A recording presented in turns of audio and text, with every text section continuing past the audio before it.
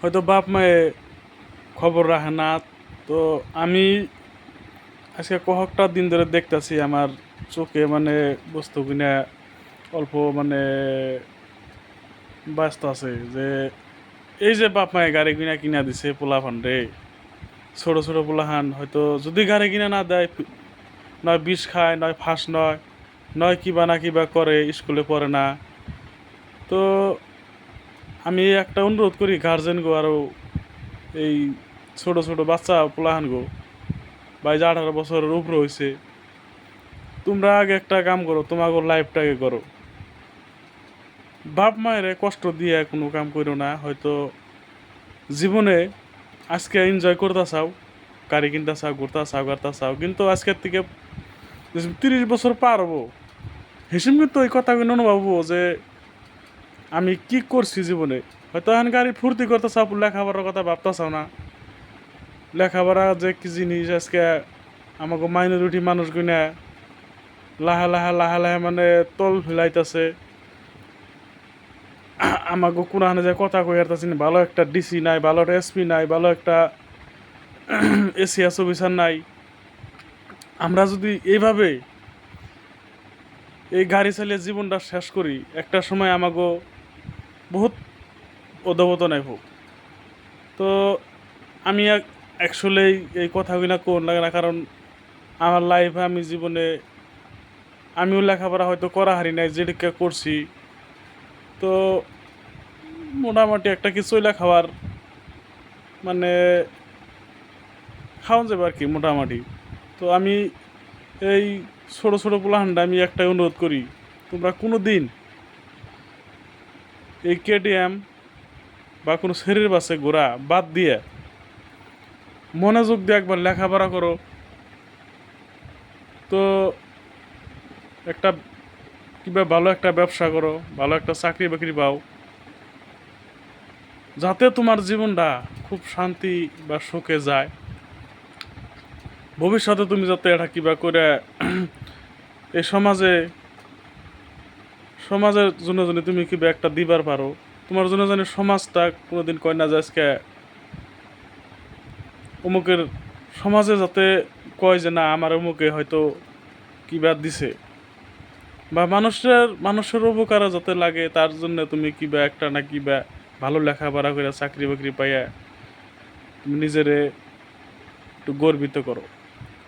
তো আমি তোমাকে একটা অনুরোধ করি, এই যে আমার ভিডিও যারা হয়তো দেখতে চাও, ছোটো ছোটো পোলাহান বা 30, 20, 25 বছরের পোলাহান যারা আছে, এই কেটিএম গাড়ি, এমটি, নিনজা যেগুনা গাড়ি আছে, এই গাড়িগুনা বর্তমানের যুগে বাদ দিয়ে ভালো করে লেখাপড়া করো, ভালো কিতাব কিনো, ভালো বই পড়ো, ভালো ভালো মানুষের জীবনী পড়ো, ভালো ভালো বন্ধু বান্ধব লক করো। জীবনটা তাতে সুন্দরভাবে একটা সময় যায় একটা সুন্দর একটা জীবন পাইবা লাস্ট মুহূর্তে যায়। এই আমাকে জীবনের নাগা যাতে তোমাকে জীবন না হয়, তার তার জন্য সুন্দর একটা পরিবেশ তোমরা গড়ে ওঠাও। বাপ মায়ে যে কত কষ্ট করে কামাই করে পয়সা পাতি কিনা দেয় কোন থেকে, যে সঙ্গে বাবা হইবা তখন কিন্তু তোমরা বুঝবা যে আসলে বাবা কত কষ্ট করে পয়সা দিছে। তো এখন বুঝবা না, এখন শরীরে রক্ত গরম, বন্ধু বান্ধবরা গাড়ি চালায়, আমার গাড়ি কিনা দেও নাকে।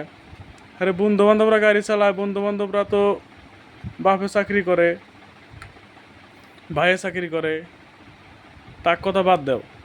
তাগো 50 লাখ 20 লাখ টাকা ছিল তারা দিয়ে হারবো, তারা কিভাবে বিজনেস করে খাই হারবো। কিন্তু তোমার মতো আমার মতো যে কিনা হয়তো বাপ মা আছে, তারা কিন্তু ওই পয়সা পাতি কিনা দিয়ে হারবো না।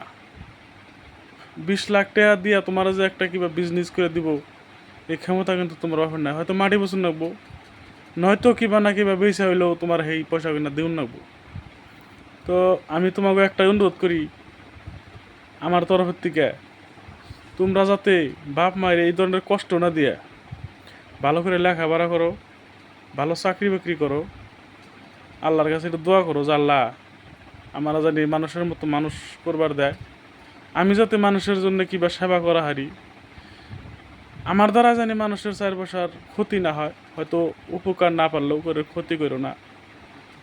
আমি এই রিকোয়েস্টটা তোমাকে করি। তো আর বেশি কিছু কমো না, পরের ভিডিওতে হয়তো আবার দেখা হবো। আমার মনের যেটা আবেগ আমি এটাকে কইলাম, তোমরা আমার কথাটা অল্প ফলো করো। জীবনটা একটা সময় সুন্দর পরিস্থিতিতে দাঁড়াইব। আমাকে না গেলে আমরা করে কান্দ না জীবনে।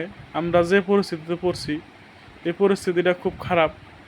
না চাকরি বাকরি পাইতাছি, না কিবা বিজনেস করারতাছি, ওই খেতে খোলায় কাম করে খাইতাছি। তো এগিনা কইরে তো জীবনটা খালি কোনো রকম করে চলে। আমার লগের বহুত পোলাহান আছে, তারা চাকরি বাকরি পাইছে, কিন্তু আমার কপালে হয় নাই, লেখাপড়া করা হয় নাই, বাপ মায়ের কথা শুনি নাই, যার জন্য আজকে কপালে তাইটা খারাপ।